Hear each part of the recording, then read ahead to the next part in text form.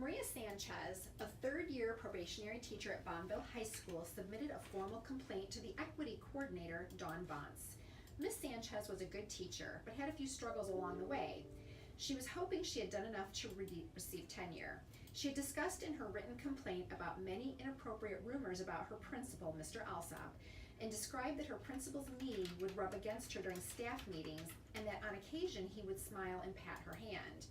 Then in a meeting in March, when they were discussing the status of her tenure, he alluded the information was confidential, but he could be swayed over wine and dinner, and he asked her to go to dinner that night while reaching for her hand. Ms. Bonce conducted an investigation where she interviewed Ms. Sanchez, Mr. Alsop, and several of her colleagues that she named in her complaint. Ms. Bonce completed the investigation and is now meeting with Ms. Sanchez to go over the outcome of the investigation. Ms. Sanchez, thank you so much for taking time to see me today. I know that coming forward with your complaint against Mr. Alsop was very difficult for you. We take these complaints very seriously, and I want you to know it's the district's highest priority that everybody feels safe and comfortable in their working environment. Thank you, I appreciate that. I conducted a thorough investigation and interviewed your principal along with the employees you named in your complaint that allegedly experienced similar action by Mr. Alsop. I just want you to know the definition of sexual harassment is very specific, and even though the alleged behavior was extremely unprofessional, I didn't have enough evidence to find that he sexually harassed you. Are you kidding me? How can that even be possible? You're just trying to protect him. You don't care about me. Ms. Sanchez, I do care about you, and I take your complaint very seriously.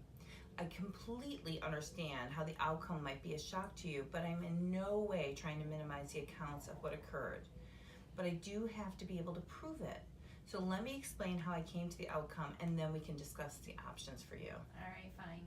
So in conducting an investigation, I have to follow the school board policy, which is aligned to Title IX. So let me read what what that says for you, okay? So it says, according to our policy 3362, not all behavior with sexual connotations constitute unlawful sexual harassment. Sex-based and gender-based conduct must be sufficiently severe, pervasive, and persistent, such as it adversely affects, limits, or denies an individual's employment, or such that it creates a hostile or abusive employment or educational environment. So I want to be clear that I don't discount what you state happened. However, I have to be able to prove sexual harassment, which I could not. Mr. Alsop did deny the allegations against him, and there were not any witnesses that saw Mr. Alsop rub his knee against yours or in his office when you guys were discussing your tenure. And so, in addition, the people that you mentioned in the investigation who told you about the other incidences, those were all hearsay, and no one could confirm these allegations of these incidences. Sexual harassment needs to be persistent, and it needs to somehow adversely affect your employment. So you have a good evaluation, you haven't lost your position at the school. So I know it's hard to tell your principal that you don't appreciate that behavior, but you need to make sure that if someone is making you feel uncomfortable, that they know it. And based on the accounts of the specific situations where Mr. Alsop was out of line when he asked you out to dinner, or the accounts where you thought he might have brushed his leg against yours, unfortunately that wouldn't constitute persistent behavior.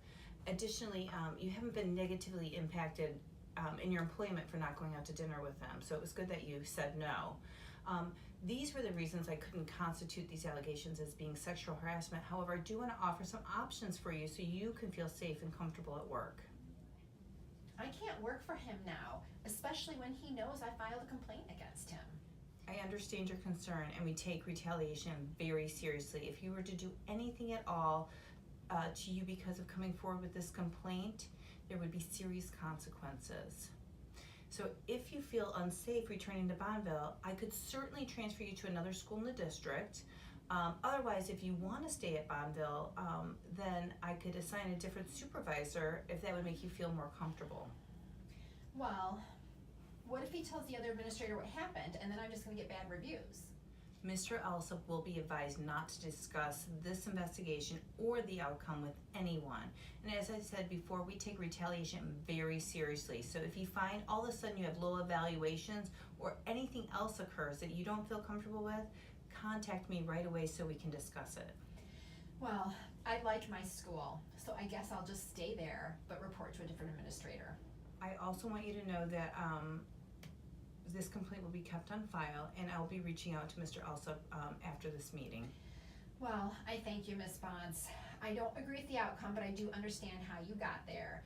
And I will be sure if I'm ever in the situation again, that person will have no doubt that the behavior is unwelcome.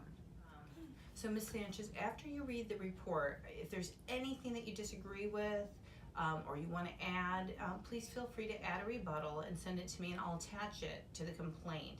And again, don't forget to email me or call me if you have any issues at all at school. Okay, well, thank you very much for your time. I Thank you. appreciate it. Thanks for Thank coming you. out. Later that day, Ms. Bonds called Mr. Alsop and discussed the outcome of the case. Ms. Bonds warned Mr. Alsop against retaliation and the appearance of any retaliation against Ms. Sanchez, which could result in serious disciplinary actions.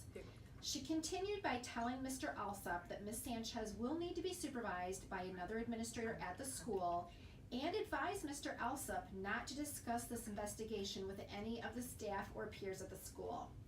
Ms. Bond stated that she's not only doing that for the protection of Ms. Sanchez, but also for his own protection as well.